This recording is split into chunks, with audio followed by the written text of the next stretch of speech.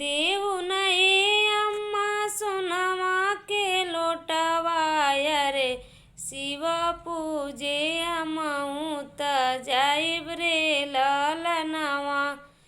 देहु नए अम्मा सोनवा के लोटवा रे शिव पूजे हमहू त जाइब रे ललनवा।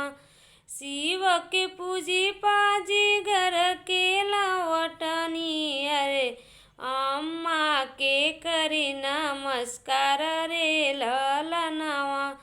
अरे अम्मा के करी नमस्कार रे ललनवा। ऐसन आशीष अम्मा दिया नाम के अरे सिंदूर अमर होई जाए रे ललनवा। ऐसन आशीष अम्मा दिया नाम के अरे सिंदूर अमर होई जाए रे ललनवा। देहु नई चाची सोनवा के लोटवा रे शिव पूजे हमहू त जाइब रे ललनवा। देहु नई चाची सोनवा के लोटवा रे शिव पूजे हमहू त जाइब रे ललनवा। शिव के पूजी पाजी घर के लवटनी रे चाची के करी नमस्कार रे ललनवा।